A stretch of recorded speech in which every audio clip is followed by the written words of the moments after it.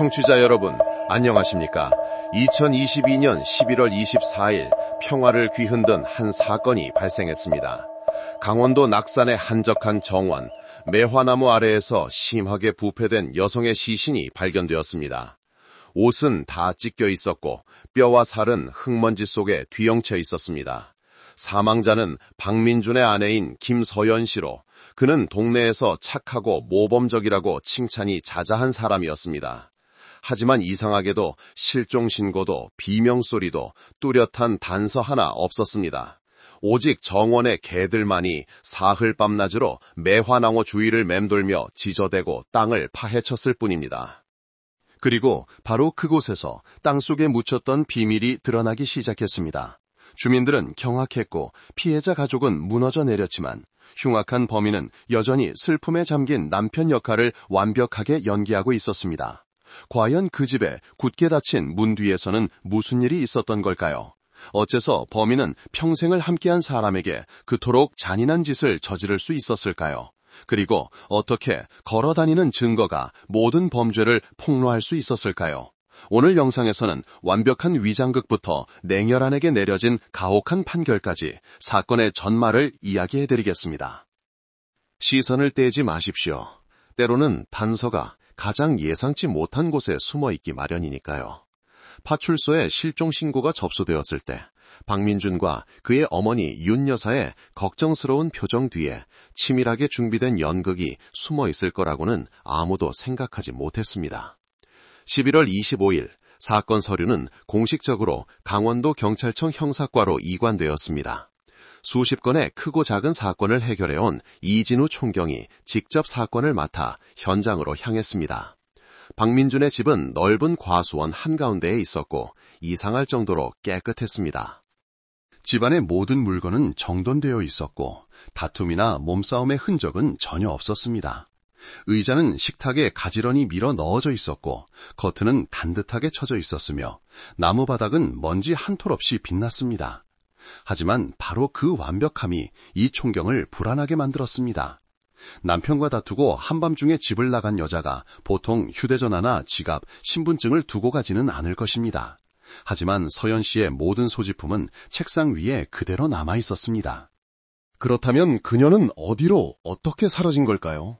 노련한 수사관의 직감은 무언가 크게 잘못되었다고 말하고 있었습니다.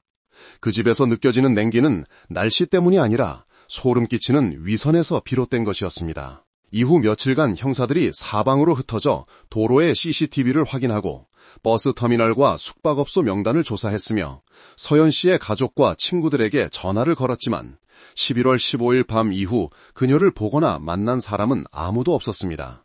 그녀는 마치 존재하지 않았던 사람처럼 사라졌습니다. 박민준의 진술은 여전히 논리적이었습니다. 아내가 집을 나갔어요. 영영 가버릴 줄은 몰랐죠. 며칠 화나 있다가 돌아올 거라고 생각했어요. 윤 여사는 눈물을 글썽이며 슬픈 목소리로 말했습니다.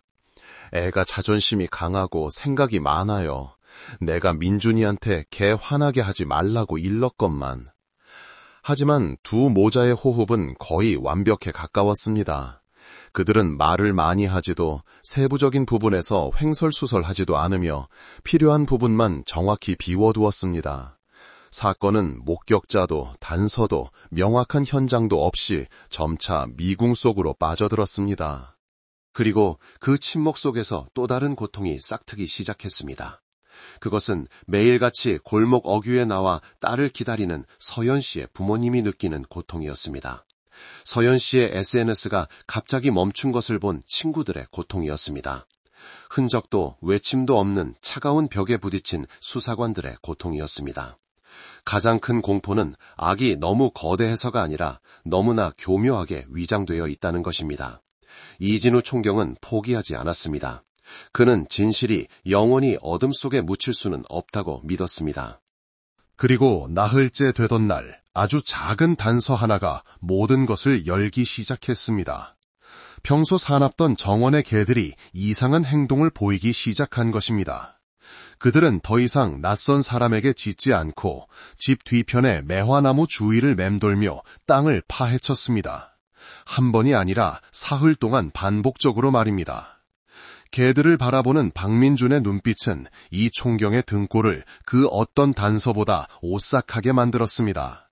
그것은 걱정하는 사람의 눈빛이 아니라 마치 비밀이 탄로난 사람처럼 공황에 빠진 눈빛이었습니다. 흉기는 보이지 않았지만 말로 표현할 수 없는 공포를 보았습니다. 그리고 그곳 과수원 나뭇가지 사이로 바람이 윙윙거리는 소리 속에서 한 가지 진실이 꿈틀대기 시작했습니다. 잔혹한 범죄의 희생자가 되기 전 서연 씨는 어떤 사람이었을까요? 그녀는 소박한 웨딩드레스를 입고 환하게 웃던 사람이었고 사랑을 믿었으며 사랑하는 사람 곁에서 조용한 산골의 보금자리를 꾸리는 작은 꿈을 품었던 사람이었습니다. 운명의 그날로부터 1년 전 서연 씨는 시집을 왔습니다. 작은 마을 사람들은 모두 그녀가 착하고 부지런하며 시장에 가거나 산에 과일을 따러 갈 때마다 항상 예의 바르게 인사한다고 말했습니다. 하지만 저 2층 집 안에서 그녀는 예의 바른 미소 뒤에 홀로 눈물을 삼켜야 했습니다. 시어머니 윤 여사는 그녀를 미워하지는 않았지만 처음부터 며느리로 받아들이지 않았습니다. 너 같은 시골뜨기가 뭘 할 수 있겠어. 시집 온 지가 언젠데 아직 애 하나 못 낳고. 가시돋친 말들이 매일같이 서연 씨의 마음에 박혔습니다. 그녀는 대꾸하지 않고 그저 묵묵히 집안일을 다 했습니다. 정원을 가꾸는 일부터 식사 준비까지 언젠가 시어머니가 자신을 이해해 주리라는 희망 하나로 버텼습니다. 하지만 더 가슴 아팠던 것은 남편 박민준의 침묵이었습니다. 어머니가 며느리를 꾸짖을 때마다 그는 아내 편을 들지도 해명하지도 않고 그저 고개를 숙였습니다. 밤이 되어서야 그녀의 머리를 쓰다듬으며 말할 뿐이었습니다. 그냥 좀 참아줘. 우리 엄마 원래 저러시잖아. 화내서 뭐해. 피곤하게. 서연 씨는 억지로 웃었지만 마음속의 불빛은 점점 꺼져갔습니다. 사랑이 한 사람만 지키려고 애쓴다고 지켜질까요? 날이 갈수록 그녀는 외로워졌습니다. 친구도 속마음을 털어놓을 사람도 없었습니다. 매 끼니 식사 시간은 정신적인 고문이었고 생리가 늦어질 때마다 비난이 쏟아졌습니다. 애도 못 낳는 주제면 알아서 나갈 생각을 해야지. 우리 집에 아무짝에도 쓸모없는 그림자 하나 더는 필요 없어. 어떤 밤에는 서연 씨가 부엌구석에 앉아 눈이 퉁퉁 붓도록 울었습니다. 하지만 다음날 아침이면 여전히 일찍 일어나 밥을 짓고 평소처럼 정원에 나가 과일을 땄습니다. 민준 씨를 사랑하니까 조금만 더 버텨보자고 다짐하면서 말입니다. 하지만 어느 날 오후 모든 것이 무너져 내렸습니다. 그녀는 우연히 박민준의 휴대전화에서 문자를 보게 되었습니다. 그가 유미라는 여자에게 보낸 메시지였습니다. 시어머니가 의미심장한 눈빛으로 언급했던 바로 그 여자였습니다. 너만이 나를 나답게 만들어줘. 서연 씨는 그 자리에 얼어붙었습니다. 그날 밤 그녀는 박민준에게 물었습니다. 소리치거나 따지지 않고 그저 물었습니다. 나는 당신을 원망한 적도 힘들게 한 적도 없어요. 그런데 내가 뭘 잘못했길래 이렇게 배신당해야 해요, 민준 씨? 박민준은 침묵했습니다. 그 침묵은 어떤 자백보다도 잔인했습니다. 서연 씨는 소리 없이 눈물을 터뜨렸습니다. 그것이 이웃들이 그녀가 대문 밖으로 나서는 것을 본 마지막 모습이었습니다. 사흘 후 사람들은 차가운 흙더미 아래에서 그녀의 찢어진 옷가지만을 발견하게 되었습니다. 실종 신고를 받은 지 나흘째 되던 아침, 수사팀은 박민준의 집으로 다시 돌아갔습니다. 그날 낙산의 하늘은 흐렸고 집 뒤 과수원 사이로 바람이 윙윙 불며 무언가 곧 일어날 것을 예고하는 듯했습니다. 수백 건의 범죄 현장을 봐온 이진우 총경의 눈에도 형언할 수 없는 불안감이 서려 있었습니다. 모든 것이 너무나 정돈되어 있었고 너무나 완벽했습니다. 그래서 그는 범인 또한 자신이 생각하는 것만큼 완벽하지 않다는 것을 알았습니다. 마당 주변을 살피던 중 한 형사가 갑자기 소리쳤습니다. 총경님, 저 개들 좀 보십시오. 며칠 전 저희가 왔을 땐 시끄럽게 지저대더니 지금은 왜 저 한 곳만 파헤치고 있을까요? 4-5마리의 건강한 잡종개들이 계속해서 지저대고 낑낑거리며 뒤뜰 매화나무 아래 흙더미에 머리를 박고 있었습니다. 특히 무리의 우두머리로 보이는 가장 큰 개가 한 지점을 중심으로 빙빙 돌며 무언가를 파내려는 듯 으르렁거렸습니다. 바로 그 순간 결백해 보였던 아들 박민준의 눈빛이 돌변했습니다. 그는 뛰쳐나가 소리쳤습니다. 다 저리 가! 거기 아무것도 없어! 이 미친 개들아! 박민준의 분노는 개들을 쫓아내기 위한 것이 아니라 곧 드러날 무언가를 막기 위한 몸부림처럼 보였습니다. 이진우 총경은 아무 말도 하지 않았지만 사람은 자신이 죄를 숨긴 것을 두려워한다는 것을 알고 있었습니다. 그는 땅을 파라고 명령했습니다. 첫 삽질 몇 번 만에 흙 속에서 숨 막힐 듯 역하고 농축된 악취가 올라왔습니다. 결코 착각할 수 없는 짙은 시신의 냄새였습니다. 이어서 썩어 문드러진 옷조각과 말라붙은 핏자국이 얼룩덜룩한 치마, 그리고 흙먼지 속에 흩어져 있는 사람의 뼈들이 드러났습니다. 모두가 숨을 죽였습니다. 박민주는 그 자리에 주저앉아 울부짖었습니다. 세상에, 서연아, 왜 이렇게 어리석은 짓을 했어? 왜 이런 방법을 택한 거야? 그는 여전히 연기하고 있었지만 그 위선은 더 이상 누구도 설득하지 못했습니다. 그 남자는 아내 때문에 고통스러워하는 것이 아니라 진실이 드러났기 때문에 고통스러워하고 있었습니다. 이진우 총경은 조용히 돌아섰습니다. 그 여자를 죽인 것은 범인의 손만이 아니었습니다. 남편의 무관심, 시어머니의 독선, 그리고 여성의 순종을 너무나 쉽게 받아들인 사회 전체였습니다. 총성도 영화 같은 유혈낭자함도 없었습니다. 그저 서연 씨가 매일 아침 물을 주던 나무 아래 흙 속에 조용히 묻힌 죽음이었습니다. 그리고 만약 본능적이지만 충성스러웠던 저 개들이 없었다면 그녀는 아마 침묵 속에 영원히 묻혔을 것입니다. 진실은 묻힐 수 있어도 정의는 묻힐 수 없습니다. 이 사건은 우리에게 아무리 치밀하게 계획된 범죄라도 반드시 한 줄기 진실의 빛이 스며들 틈을 남긴다는 것을 믿게 합니다. 그것이 개 짖는 소리이든 수사관의 직감이든 진실은 스스로 목소리를 낼 방법을 찾습니다. 그리고 무엇보다 이것은 강력한 경고의 메시지입니다. 가정 내 여성들의 소리 없는 외침을 가볍게 여기지 마십시오. 침묵을 동의라고 생각하지 마십시오. 그리고 자신의 나약함이 사랑하는 사람을 희생자로 만들게 두지 마십시오. 가정은 순정이라는 토대 위에 세워지는 것이 아니라 공평함과 나눔, 그리고 진정한 사랑으로 지어져야 합니다. 시신 일부가 발견되었을 때 현장은 이미 심하게 훼손된 상태였습니다. 대부분의 뼈는 물어뜯겨 불규칙하게 흩어져 있었고 치마 조각은 형체를 알아볼 수 없을 정도로 찢겨 있었습니다. 법의학자는 시신이 매장된 후 강한 외부 충격을 받아 사망 원인을 정확히 감정하는 것이 거의 불가능하다고 결론 내렸습니다. 수사팀 전체가 난관에 부딪혔습니다. 박민준과 윤 여사는 여전히 서연 씨가 자살했다고 주장했습니다. 걔가 원래 부정적인 생각을 많이 하고 사소한 일에 잘 삐져서 다투고 나가곤 했어요. 이번에는 정말 어리석은 짓을 한 것 같아요. 저희도 너무 마음이 아픕니다. 어머니는 마치 애도하는 것처럼 말했습니다. 남편은 아내의 영정사진을 마당에 놓고 끌어안은 채 통곡했습니다. 하지만 그들의 눈빛 깊은 곳에는 사랑하는 사람을 잃은 이들에게서 흔히 보이는 한 가지, 바로 진정한 슬픔이 빠져 있었습니다. 이진우 총경은 멀리서 그들을 지켜보며 마음이 무거워졌습니다. 그는 추가 증거가 없다면 이 사건이 가정 불화로 인한 자살로 종결될 수도 있다는 것을 알았습니다. 그는 연기로 위장된 많은 범죄를 목격했지만 이번에는 가장 예상치 못한 죽음으로부터 정의가 찾아왔습니다. 다음 날 아침 수사팀이 현장에서 철수할 준비를 할 때 한 형사가 헐레벌떡 뛰어들어와 보고했습니다. 총경님, 그 우두머리 개가 죽었습니다. 배가 터질 것처럼 부풀어 올랐습니다. 순식간에 결정이 내려졌습니다. 이진우 총경은 일반적인 사건에서는 전례가 없는 일이었지만 개의 부검을 지시했습니다. 그리고 수의사가 개의 위장 속으로 손을 넣는 순간 며칠 동안 억눌려 있던 진실이 마침내 터져나왔습니다. 개의 윗속에서 그들은 수많은 작은 뼈 조각과 함께 붉은색 매니큐어가 그대로 남아있는 새끼손가락 하나를 발견했습니다. 그것은 바로 서연 씨가 실종되기 며칠 전 선택했던 매니큐어 색깔이었습니다. 그녀의 절친한 친구가 즉시 확인해 주었습니다. 더 이상 의심의 여지가 없었습니다. 서연 씨는 자살한 것이 아니었습니다.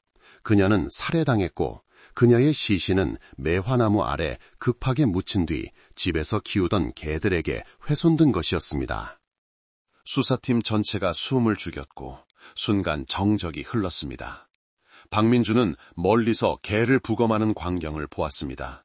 그는 다가오지도 묻지도 않고 그저 고개를 돌렸습니다. 식은땀 한 줄기가 그의 목덜미를 타고 흘러내렸습니다. 그때 이진우 총경이 범인의 심리를 파고들기에 충분히 날카로우면서도 차분한 목소리로 한마디 했습니다. 사람의 증언이 아니라 당신이 키우던 바로 그 동물의 증언이었습니다. 당신은 숨길 수 있다고 생각했겠지만 정의는 제 갈 길이 있는 법입니다. 개의 위장에서 나온 살아있는 증거가 공개되자 박민주는 더 이상 부인할 길이 없었습니다. 경찰은 즉시 그를 다시 소환하여 조사했습니다. 그때부터 흩어져 있던 조각들이 하나의 완전하고 누구의 상상보다도 어둡고 차가운 그림으로 맞춰지기 시작했습니다. 이야기는 부부 갈등으로 인한 죽음에서 멈추지 않았습니다. 그것은 피해자와 가장 가까웠던 두 사람, 남편과 시어머니의 태연함으로 위장된 하나의 음모였습니다. 이웃들의 증언과 박민준의 통화 기록을 통해 한 가지 진실이 명확해졌습니다.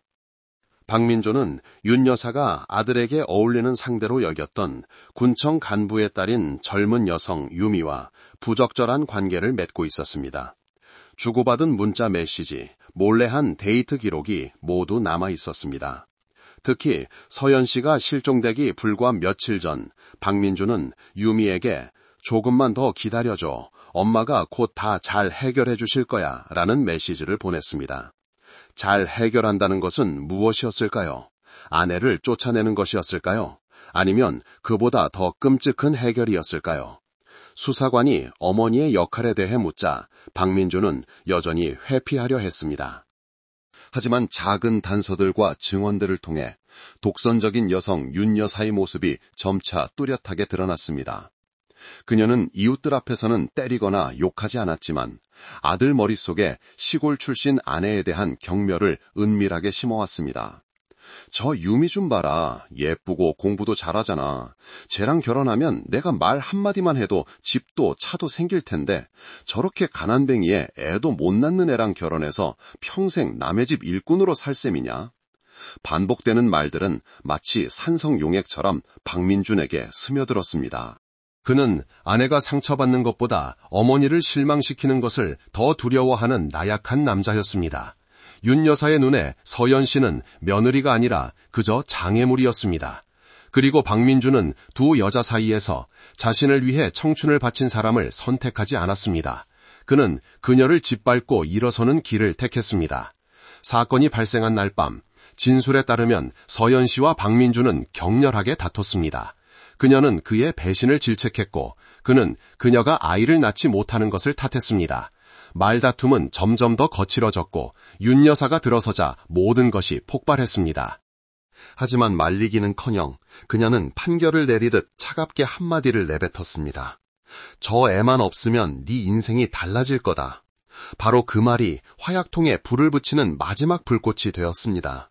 박민주는 어머니 앞에서 서연 씨의 목을 졸랐습니다. 서연 씨는 비명을 지르지 못하고 그저 그를 바라보았습니다. 그녀의 눈은 죽음의 공포 때문이 아니라 사랑했던 사람이 자신을 죽이려 한다는 사실을 믿을 수 없다는 고통으로 크게 뜨여 있었습니다.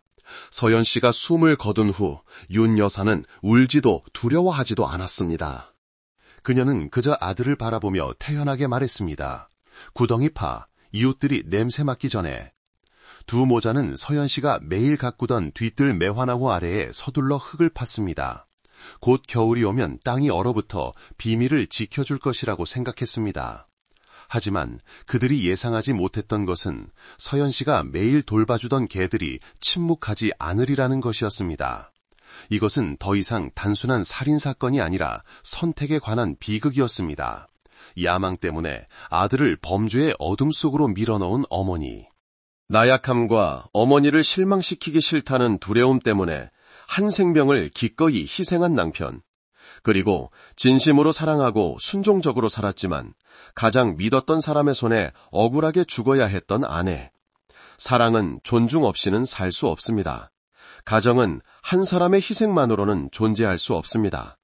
서연 씨는 죽었지만 그녀의 이야기는 우리 모두에게 교훈을 줍니다. 상처받았을 때 침묵을 선택하지 마십시오. 자식을 위해서 혹은 사랑해서라는 이름으로 독선적인 통제를 정당화하지 마십시오. 그리고 가장 중요한 것은 탐욕구라 이기심이 당신의 가족을 살인자로 만들게 두지 않는 것입니다. 그날 오후 강원도 경찰청 조사실은 완전히 고요했습니다. 하얀 조명이 방 중앙의 나무 책상을 곧장 비추고 있었습니다. 박민주는 넋이 나간 얼굴에 눈은 퀭했고 고개를 숙인 채 두 손을 꽉 쥐고 앉아 있었습니다. 체포된 이후 처음으로 그는 더 이상 울지도 연기하지도 않았습니다. 그의 맞은편에는 이진우 총경이 앉아 있었습니다. 그는 비난으로 시작하지도 책상을 치거나 소리치지도 않고 마치 길을 잃은 아들에게 말하는 아버지처럼 부드럽게 입을 열었습니다. 서연 씨를 사랑했습니까? 예상치 못한 질문이 울려 퍼졌습니다. 박민주는 잠시 멈칫하더니 이내 작게 고개를 끄덕였습니다. 사랑했었습니다. 이 총경은 옅은 미소를 지으며 그에게 작은 상자 하나를 밀었습니다. 그 안에는 매화나무 아래에서 발견된 흙과 피로 얼룩진 낡은 결혼 반지가 들어있었습니다. 사람이 죽을 때 마지막까지 간직하는 게 뭔지 압니까? 박민주는 대답하지 않았습니다. 서연 씨의 눈빛입니다. 눈을 뜬 채 죽었어요. 그녀는 마지막 순간까지 당신을 보고 있었습니다. 원망이 아니라 실망의 눈빛으로요. 박민준의 눈이 붉어지기 시작했고 그는 고개를 돌렸습니다. 이 총경은 엄숙하면서도 차분한 목소리로 말을 이었습니다. 당신 어머니가 독선적일 수는 있지만 손을 쓴 건 당신입니다. 당신이 그 길을 선택한 거지 아무도 강요하지 않았어요. 당신은 서연 씨를 지켜주겠다고 약속했고 결혼식에서 그녀의 손을 잡았으며 그녀를 아내라고 불렀습니다. 하지만 결국 당신은 침묵을 택했고 그 다음엔 그녀를 죽이는 것을 택했습니다. 박민주는 손을 더욱 꽉 쥐었고 이마에 땀이 송골송골 맺혔습니다. 그는 더듬거리며 말했습니다. 저는 고의가 아니었어요. 그냥 겁만 주려고 했는데 통제력을 잃었어요. 이 총경은 말을 끊지 않고 서류 가방에서 붉은 매니큐어가 묻은 새끼손가락뼈 사진을 꺼내 책상 위에 가볍게 올려놓았습니다.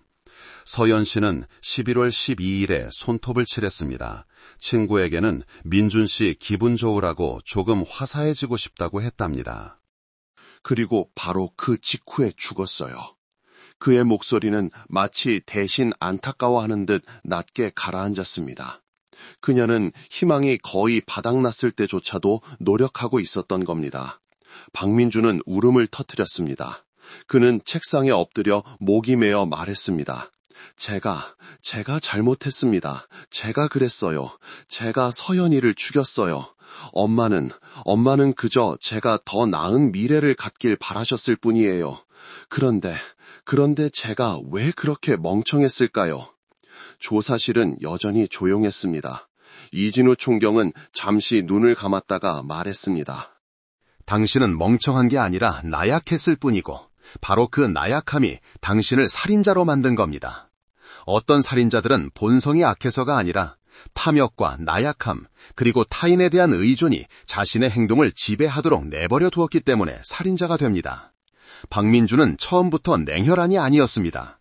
하지만 아내를 보호할 것인가 어머니를 만족시킬 것인가 하는 두 가지 선택의 기로에서 그는 더 쉬운 길을 택했습니다. 침묵, 방관, 그리고 마침내는 범죄. 이 대질신문은 단순한 자백이 아니라 자신의 주관 없이 살고 사랑하는 사람에 대한 책임을 감히 지지 못하는 이들에게 던지는 쓰라린 교훈이었습니다. 사랑은 단지 감정이 아닙니다. 사랑은 온 세상이 등 돌릴지라도 내가 사랑하는 사람의 편에 서는 용기입니다. 그리고 부모로서 사랑이라는 권력을 잘못 사용하여 자식의 인생을 통제하지 마십시오. 사랑이 제자리를 벗어나면 그것은 살인하는 칼이 될 수 있기 때문입니다. 2022년 11월 15일 밤 낙산의 하늘은 무언가 무너질 것을 예고하듯 흐렸습니다. 과수원 한가운데 평화로워 보이던 그 집에서 말다툼이 벌어졌습니다. 하지만 이전과는 달리 이번에는 마지막 한 방울의 물이 잔을 넘치게 했습니다. 서연 씨는 남편과 유미라는 여자의 불분명한 관계, 숨겨진 문자 메시지, 그리고 더 이상 예전 같지 않은 박민준의 눈빛에 대해 모든 것을 알게 되었습니다.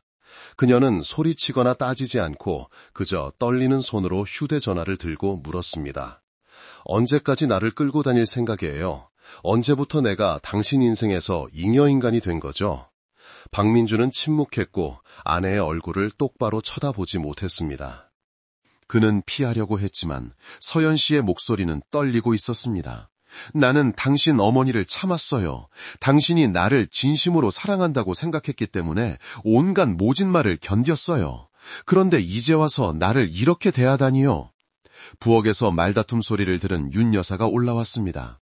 그녀의 목소리는 짜증을 감추지 못했습니다. 제 말이 맞네. 네 꼴을 좀 봐라. 거지 같은 데다 애도 못 낳는 주제에 민준이한테 뭘 그렇게 들러붙어 있어. 깨끗하게 떨어져 나가. 서연 씨는 그 자리에 얼어붙었습니다. 그녀의 눈은 텅 비어 있었습니다. 그녀는 박민준을 향해 돌아보며 나지막에 물었습니다. 그건 어머님 생각이고요. 당신은요? 당신도 내가 짐이라고 생각해요? 박민준은 망설이며 고개를 끄덕이지도 젓지도 않았습니다. 바로 그 침묵이 가장 치명적인 칼날이었습니다. 서연 씨는 우르를 터뜨렸습니다. 욕을 먹어서가 아니라 며칠 동안 애써 붙잡고 있던 마음이 공식적으로 산산조각 났기 때문이었습니다. 그녀는 한숨을 쉬며 차갑게 말했습니다. 내가 죽으면 다들 더 기뻐하겠네요. 어머님은 새 며느리였고 당신은 새 인생 살고 그렇죠? 박민준은 당황해서 아내의 손을 잡으려 했지만 서연 씨는 뿌리쳤습니다. 그들은 실랑이를 벌이기 시작했습니다. 그녀는 휴대전화를 던지고 밖으로 뛰쳐나가려 했습니다. 박민준이 그녀를 붙잡았고 분노가 파도처럼 치밀어 올랐습니다. 순식간에 그는 서연 씨의 목을 힘껏 졸랐습니다. 그녀는 발버둥치며 소리쳤습니다. 놔, 뭐하는 거야 민준씨, 민준씨! 윤 여사는 전혀 말리지 않고 오히려 마치 자신과 상관없는 일인 양 차갑게 서 있었습니다. 서연 씨가 차가운 타일 바닥에 쓰러져 미동도 하지 않을 때까지 그녀의 눈은 시퍼렇게 멍든 채 크게 뜨여 있었고 눈물 한 방울이 뺨에 채 흐르기도 전이었습니다. 공기는 무겁게 가라앉아 마치 굳어버린 듯 했습니다. 한참 후에야 박민준은 주저앉아 울부짖었습니다. 엄마, 내가 서연이를 죽였어요. 그러자 윤 여사는 전혀 놀라지 않은 듯 여전히 평온한 목소리로 말했습니다. 조용히 해. 일어나서 묻어. 뭘 울고 있어. 일이 이미 벌어졌으면 깨끗하게 치워야지. 두 사람은 서연 씨가 매일 가꾸던 뒤뜰 매화나무 아래에 조용히 구덩이를 팠습니다. 촛불도 향도 작별 인사 한마디도 없이 오직 어둠과 차가운 흙 그리고 배신당한 영혼만이 있었습니다. 서연 씨의 비극은 단지 살해당한 것이 아니라 그녀가 가장 믿고 사랑했던 사람들에게 배신당했다는 데 있습니다. 때로는 죽음이 칼 한 자루에서 오는 것이 아니라 소리 없는 상처들로 옵니다. 불의의 앞에서 침묵하는 남편, 냉혹한 시어머니의 무정함, 그리고 타인의 눈에 무의미하게 여겨지는 희생. 만약 그날 박민준이 아내를 위해 단 한마디라도 변호해 주었더라면, 만약 윤 여사가 한 걸음 물러섰더라면, 만약 서연 씨가 너무 순종적으로만 살지 않았더라면 아마 모든 것이 달라졌을지도 모릅니다. 가정은 누군가가 일방적으로 희생하는 곳이 아니라 각자가 서로의 편이 되어 주어야 하는 곳입니다. 특히 가장 약해졌을 때 말입니다. 그리고 사랑이 친절과 진심으로 지켜지지 않는다면 그것은 점차 상처가 되고 언젠가는 믿음을 죽이는 칼날이 될 것입니다. 2023년 5월 강원도 지방법원에서 살인 및 사체유기 사건에 대한 재판이 공식적으로 열렸습니다. 법정 밖 하늘은 여전히 맑았지만 아내 공기는 마치 몇 달 동안 억눌렸던 모든 감정이 한꺼번에 터져나오는 듯 무겁게 가라앉아 있었습니다. 방청석에는 서연 씨의 가족이 조용히 앉아 있었습니다. 아버지는 입술을 피가 나도록 깨물었고 어머니는 소리 없이 울며 딸의 영정사진을 끌어안고 있었습니다. 그것은 서연 씨가 결혼식 날 웃으며 찍은 유일하게 남은 사진이었습니다. 공소장이 낭독되었습니다. 검사가 목을 졸라 살해했다는 세부 사항을 언급했을 때 법정 전체가 숨을 죽였습니다. 사람들이 발견하기 전에 구덩이를 파서 묻어라는 지시 내용이 언급되자 많은 사람들이 눈물을 참지 못했습니다. 한마디 한마디가 마치 양심의 돌벽에 박히는 망치질처럼 사람들을 소름 돋게 했습니다. 피고인 측에서 박민주는 고개를 숙인 채 감이 들지 못했습니다. 재판장이 피고인은 피해자 가족에게 할 말이 있습니까? 라고 물었을 때에야 박민주는 목이 메어 벌떡 일어섰습니다. 죄송합니다. 서연이 부모님께 죄송합니다. 저는 사위로서도 사람으로서도 자격이 없습니다. 그는 영정사진을 보며 아이처럼 목소리가 갈라졌습니다. 서연아, 내가 잘못했어. 만약 내 목숨을 바꿔서 너를 살릴 수 있다면 망설이지 않고 바꿀게. 법정 전체가 몇 초간 침묵에 잠겼습니다. 윤 여사는 여전히 눈물 한 방울 흘리지 않고 질문을 받았을 때 단 한마디만 했습니다. 저는 단지 제 아들이 잘 되기를 바랐을 뿐입니다. 하지만 제 방법이 틀렸던 것 같습니다. 너무나 늦어버린, 이제는 아무도 듣고 싶어 하지 않는 말이었습니다. 재판부는 판결을 선고했습니다. 박민준에게는 살인죄로 사형, 윤 여사에게는 공범 및 범죄 은닉 혐의로 무기징역. 판결이 내려지자마자 피해자 가족 쪽에서 울음이 터져나왔습니다. 서연 씨의 어머니는 심장을 찢는 듯 딸의 이름을 부르짖었습니다. 딸아, 엄마가 미안해. 엄마가 너를 구해주지 못했어. 카메라는 피해자 가족부터 방청객들까지 각자의 얼굴을 천천히 훑었습니다. 모든 얼굴에 고통이 서려 있었지만 그 깊은 곳에는 하나의 해방감이 있었습니다. 그것은 죽은 자를 위한 것이 아니라 정의를 위한 것이었습니다. 정의는 죽은 사람을 살릴 수는 없지만 침묵 속에 짓밟혔던 사람에게 명예와 가치 그리고 목소리를 되찾아줄 수 있습니다. 박민주는 목숨으로 대가를 치르고 윤 여사는 남은 생을 철창 안에서 보내게 되었습니다. 하지만 사형 선고보다 더 무서운 것은 양심의 가책일 것입니다. 가장 큰 죄악은 손을 쓴 행위에 있는 것이 아니라 자신을 위해 평생을 바쳤던 사람에 대한 무관심과 냉담함에 있습니다. 재판은 끝났지만 이 이야기는 영원히 경고의 메시지로 남을 것입니다.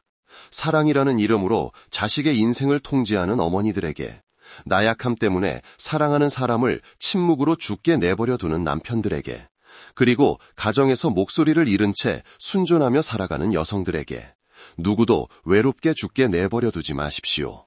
혈연이 범죄의 이유가 되게 하지 마십시오. 그리고 너무 늦어버린 뒤에야 눈물을 흘리지 마십시오.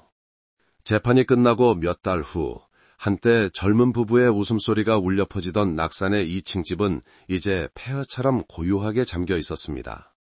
대문은 녹슬었고 정원은 잡초로 무성했으며 서연 씨의 시신이 묻혔던 매화나무는 아무도 돌보지 않아 말라 비틀어져 있었습니다. 지나가는 사람들은 그저 조용히 고개를 숙였고 어떤 이는 향을 피우고 조용히 떠나갔습니다. 더 이상 아무도 박민준의 이름을 언급하지 않았고 윤 여사를 동정하는 사람도 없었습니다. 결국 이 이야기에서 승자는 아무도 없었기 때문입니다. 서연 씨의 가족은 정의를 얻었지만 다시는 딸을 품에 안을 기회를 갖지 못했습니다. 늙은 어머니는 여전히 낡은 결혼 사진을 손에 들고 골목 어귀에 나가곤 했습니다. 누군가 와서 물으면 그녀는 단 한마디만 대답했습니다. 우리 애가 너무 착해서, 그래서 사람들이 죽을 때까지 괴롭힌 거예요. 그 말은 가벼웠지만 칼로 베는 듯 아팠습니다. 그것은 단지 자식을 잃은 어머니의 고통이 아니라 결혼 생활에서 순종하며 조금만 더 버티면 사랑을 지킬 수 있을 것이라 생각했던 수많은 여성들의 마음의 소리였습니다. 하지만 서연 씨가 착해서 잘못된 것이 아니라 그 순종을 이용하여 끝까지 숨통을 조인 사람들이 잘못한 것입니다. 사형 집행을 기다리며 독방에 있는 박민준. 마지막 날들, 그는 종이를 얻어 편지를 썼습니다. 집으로 보낸 마지막 편지에는 단 한 줄만 적혀 있었습니다. 그날 내가 아내를 지키기 위해 단 한 번이라도 나설 줄 알았더라면. 하지만 안타깝게도 그 알았더라면의 대가는 한 사람의 목숨 전체였습니다. 윤 여사는 교도소에서 누구와도 말을 섞지 않았습니다. 매일같이 텅 빈 눈으로 운동장을 바라보며 조용히 앉아 있었습니다. 사람들은 그녀가 가벼운 정신 이상을 앓고 있다고 말했지만 아마도 그것은 병이 아니라 조용히 그녀를 갉아먹고 있는 양심의 판결일 것입니다. 한 어머니, 한 아내, 한 아들이 모두 이 비극 속에서 산산조각 났습니다. 남은 것은 잿더미 뿐이었습니다. 재판이 끝나고 형벌이 내려진 후 항상 남는 것은 우리 사회 전체에 대한 큰 질문입니다. 얼마나 많은 여성들이 자신의 집에서 순종하며 살아가고 있는가? 얼마나 많은 남편들이 어머니와 아내 사이에서 올바른 것을 선택하지 못하고 있는가? 그리고 얼마나 많은 부모들이 자식을 사랑한다는 명분으로 타인의 삶을 조종하고 있는가? 비극은 죽음으로 시작되지 않습니다. 그것은 침묵에서, 누군가 가족의 상처를 외면하는 것에서, 그리고 불공정을 당연한 것으로 받아들이는 방식에서 시작됩니다. 서연 씨는 첫 번째 희생자가 아니지만 그녀의 이야기에 귀를 기울인다면 수많은 사람들을 깨우는 경종이 될 수 있습니다. 만약 이 이야기가 더 많은 사람들에게 알려져 더 많은 여성들이 강해지고 더 많은 남성들이 깨어날 가치가 있다고 생각하신다면 공유하고 댓글을 남겨주십시오. 정의의 목소리가 법정에서만 울리는 것이 아니라 모든 가정에서 울려 퍼지도록 해주십시오. 그리고 만약 당신이 침묵 속에서 상처받고 있다면 제발 혼자 견디지 마십시오. 목소리를 내십시오. 밖으로 나오십시오. 당신은 사랑받을 자격이 있습니다. 말이 아닌 행동으로 말입니다. 죄악은 땅속에 묻힐 수 있지만 진실은 언제나 싹을 틔울 방법을 알고 있습니다. 여러분은 지금 어디에서 이 이야기를 듣고 계신가요? 오늘 제가 들려드린 이야기 어떠셨나요? 여러분의 생각이나 느낌을 댓글로 자유롭게 남겨주세요. 이 영상을 보시는 모든 분들이 언제나 건강하시고 마음의 평안을 얻으시길 진심으로 기원합니다. 혹시 여러분에게도 다른 사람들과 나누고 싶은 특별한 사연이나 재미있는 이야기가 있다면 주저하지 마시고 댓글로 알려주세요. 모두의 소중한 이야기를 기다리겠습니다.